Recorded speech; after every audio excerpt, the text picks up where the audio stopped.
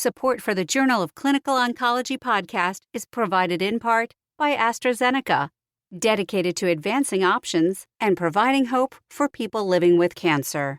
More information at AstraZeneca-US.com.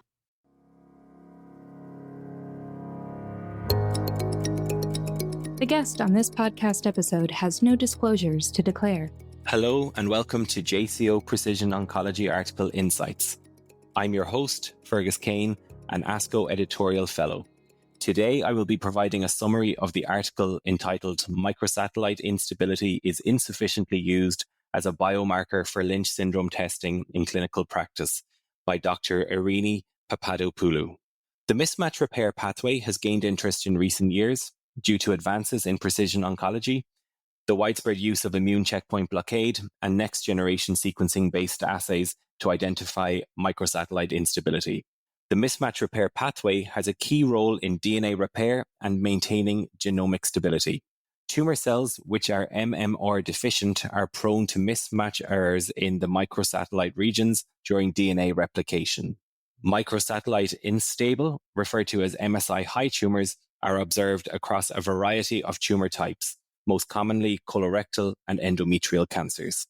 Germline Lynch syndrome is caused by inactivating variants in one of 5 primary MMR genes, namely MSH2, MLH1, MSH6, PMS2, and EPCAM, and is associated with an autosomal dominant pattern of inheritance. Mismatch repair deficiency is observed in most tumors in individuals with Lynch syndrome and can also occur sporadically. In mismatch repair deficient colorectal cancer, sporadic cases are identified by BRAF V600E mutations or MLH1 gene promoter hypermethylation. The absence of both of these findings should raise suspicion for germline Lynch syndrome. The aim of this study was to report the prevalence of microsatellite instability in a large cohort of patients in Europe, specifically Greek patients. In addition, the authors aimed to evaluate the proportion of patients with microsatellite instability referred for germline testing and what factors appeared to influence clinician decision to refer for germline testing. 4,553 patients with metastatic cancer were included between January 2020 and April 2023.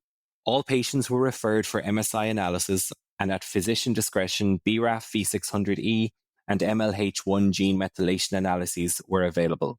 Approximately half of patients included had colorectal cancer.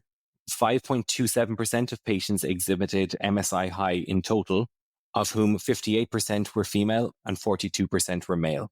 The rates of MSI-High cancers varied according to tumor type, with the highest rates observed in patients with endometrial cancer at 15.69%, gastric cancer at 8.54%, colorectal cancer 7.4%, and urinary tract cancers at 4.55%.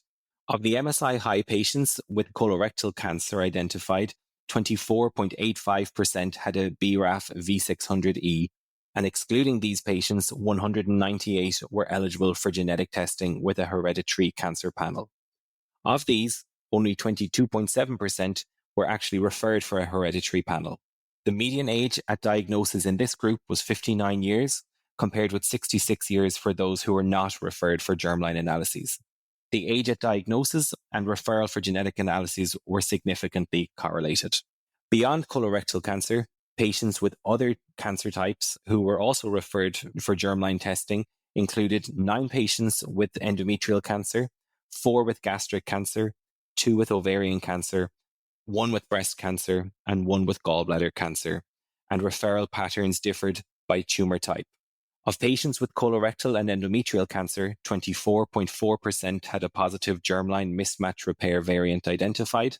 Of note, while the median age of patients with a pathogenic or likely pathogenic germline result was 48.5 years, over 40% of patients with a pathogenic germline result were aged over 50 years, highlighting that age alone should not be the only criterion for consideration of a referral for germline analyses in such patients.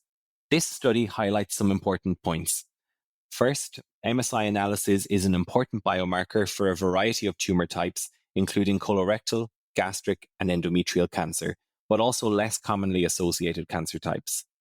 Second, only 22.73% of patients eligible for germline analyses were referred in this patient cohort, despite recommendations from international guidelines indicating that a proportion of patients with a possible familial predisposition syndrome may not be tested for same.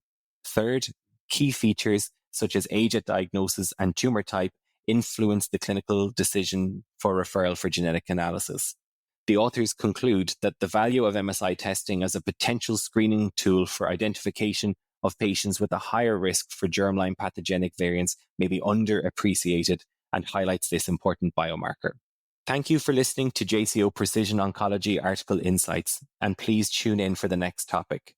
Don't forget to give us a rating and review, and be sure to subscribe so that you don't miss an episode.